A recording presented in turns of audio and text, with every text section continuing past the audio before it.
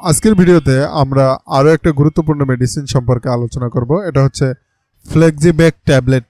আপনারা যারা baclofen 10 tablet সম্পর্কে বিস্তারিত জানতে যাচ্ছেন, এটি কিভাবে কাজ করে, কাদের জন্য উপযুক্ত এবং কোনো পার্শ্ব প্রতিক্রিয়া আছে কিনা ইত্যাদি সম্পর্কে জানার জন্য এই ভিডিওটি শেষ পর্যন্ত দেখতে হবে। আপনারা দেখছেন মেড রিভিউ, মেডিসিন সংক্রান্ত আলোচনা এবং স্বাস্থ্য বিষয়ক পরামর্শের নিয়মিত আপডেট পেতে চ্যানেলটি সাবস্ক্রাইব করতে পারেন। এই ভিডিওটিতে লাইক করতে পারেন, চাইলে শেয়ার করতে পারেন। ফ্লেক্সিব্যাক 10 mg ট্যাবলেট হলো ব্যাকলোফেন নামক একটি সক্রিয় উপাদানযুক্ত ঔষধ, যা মূলত পেশির কঠোরতা এবং স্প্যাজম কমানোর জন্য ব্যবহৃত হয়। সাধারণত এটি স্নায়বিক রোগ যেমন spinal card injury, multiple sclerosis বা অন্যান্য নিউরোলজিক্যাল ডিসঅর্ডারের ক্ষেত্রে প্রেসক্রাইব করা হয়। Spinal card injury, multiple sclerosis কি? আমাদের শরীরে সমস্ত কাজ নিয়ন্ত্রণ করে স্নায়ুতন্ত্র, যা মূলত মস্তিষ্ক ও স্পাইনাল কার্ড দ্বারা পরিচালিত হয়। যদি এই স্নায়ুতন্ত্রের কোনো সমস্যা হয় তখন সেটিকে নিউরোলজিক্যাল ডিসঅর্ডার বলা হয়। স্পাইনাল কার্ড ইনজুরি হচ্ছে আমাদের মেরুদণ্ডের ভেতরে থাকা প্রধান স্নায়ু, যা পুরো শরীরে সংকেত পাঠায়।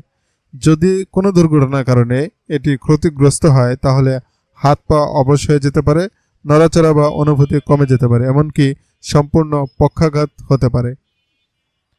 এছাড়া মাল্টিপল স্ক্লেরোসিস হচ্ছে এটি এক ধরনের রোগ যেখানে শরীরের রোগ প্রতিরোধ ব্যবস্থা ভুল করে নিজের স্নায়ুর প্রোটেক্টিভ আবরণ নষ্ট করে ফেলে, ফলে মস্তিষ্ক ও শরীরের অন্যান্য অংশের মধ্যে সংকেত আদান প্রদান করা সমস্যা হয়। যেমন এটার ফলে আপনার হাত পা দুর্বল হয়ে যেতে পারে, চলাফেরা বা ভারসাম্য রক্ষায় সমস্যা হতে পারে, চোখের দৃষ্টিশক্তি কমে যেতে পারে, ক্লান্তি ও মানসিক সমস্যাও দেখা দিতে পারে।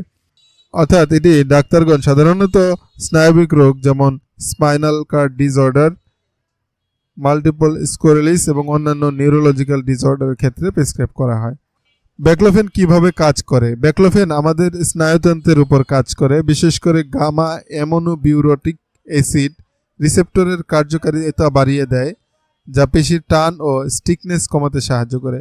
সহজ ভাষায় বলতে গেলে এটি পেশিকে শিথিল করে, ফলে ব্যথা কমে যায়।